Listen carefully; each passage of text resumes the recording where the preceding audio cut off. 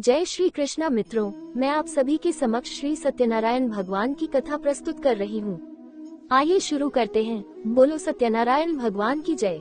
एक बार नैमिषारण्य में तपस्या करते हुए सोनकादि ऋषियों ने सूत जी से पूछा कि जिसके करने से मनुष्य मनोवांछित फल प्राप्त कर सकता है, ऐसा व्रत या तप कौन सा है।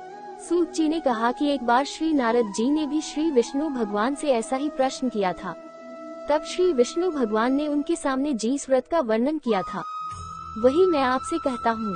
प्राचीन काल में काशीपुरी में एक अति निर्धन और दरिद्र ब्राह्मण रहता था। वह भूख प्यास से व्याकुल हो भटकता फिरता था। एक दिन उसकी दशा से व्यथित होकर भगवान विष्णु ने बूढ़े ब्राह्मण के रूप में प्रकट होकर उस ब्राह्मण को सत्यनारायण व्रत का विस्तार पूर्वक विधान बतलाया और अंतर्धान हो गए। ब्राह्मण अपने मन में श्री सत्यनारायण व्रत करने का निश्चय करके घर लौट आया और इसी चिंता में उसे रात भर नींद नहीं आई। सवेरा होते ही वह सत्यनारायण भगवान के व्रत का संकल्प करके भिक्षा मांगने के लिए चल दिया। उस दिन उसे थोड़े ही परिश्रम में बहुत अधिक धन धान्य भिक्षा में प्राप्त हुआ। सायंकाल घर पहुंचकर उसने बड़ी श्रद्धा के साथ श्री सत्यनारायण भगवान का विधि पूर्वक पूजन किया। भगवान सत्यदेव की कृपा से वह थोड़े ही दिनों में धनवान हो गया। वह जब तक जीवित रहा तब तक महीने के महीने श्री सत्यनारायण भगवान का व्रत और पूजन करता रहा। यह देह छोड़ने के बाद वह विष्णु लोक को प्राप्त हुआ। सूत जी पुनः बोले कि एक दिन वह ब्राह्मण अपने बंधु बांधवों के साथ बैठे ध्यान मग्न हो श्री सत्यदेव की कथा सुन रहे थे। तभी भूख प्यास से व्याकुल एक लकड़हारा वहां जा पहुंचा। वह भी भूख प्यास से व्याकुल कथा सुनने के लिए बैठ गया। कथा की समाप्ति पर उसने प्रसाद ग्रहण किया और जल पिया। फिर उसने ब्राह्मण से इस कथा के बारे में पूछा और उसने बताया कि यह सत्यनारायण जी का व्रत है जो मनोवांछित फल देने वाला है। पहले मैं बहुत रिद्ध था, इस व्रत के प्रभाव से मुझे ये सब वैभव प्राप्त हुआ है।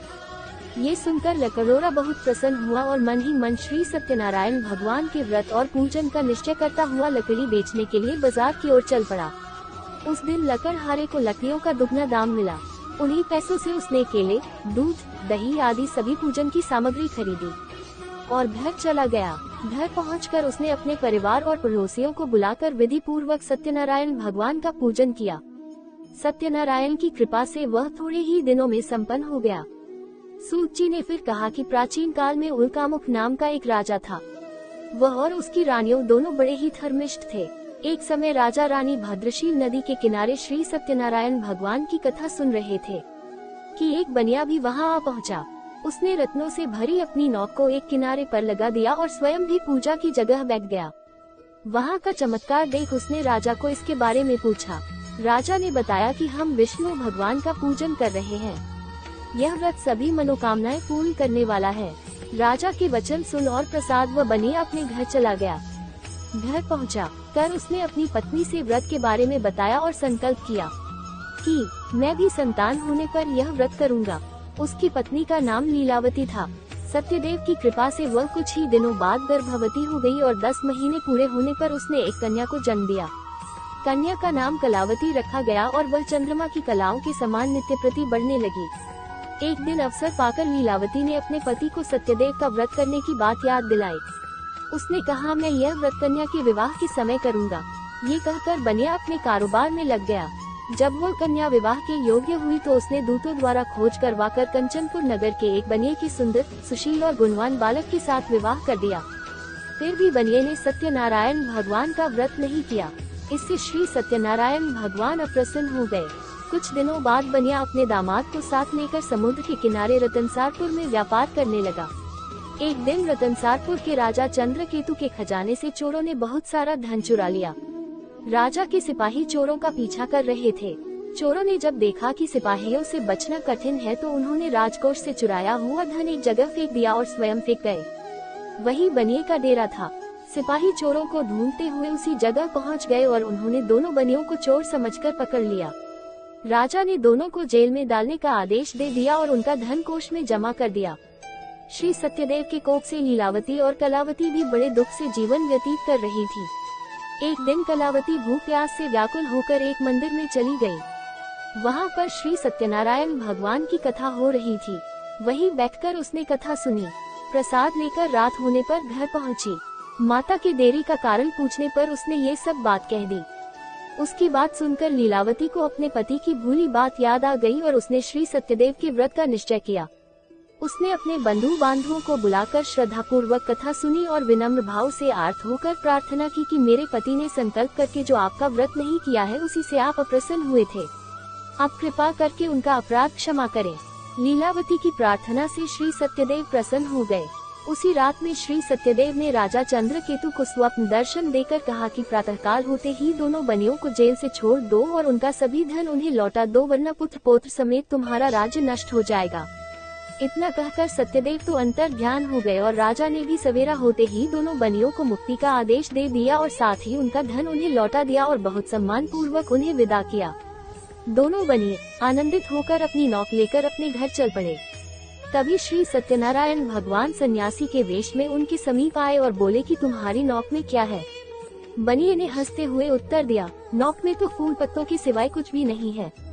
ये सुनकर दंडी स्वामी ने कहा, तुम्हारा वचन सत्य हो।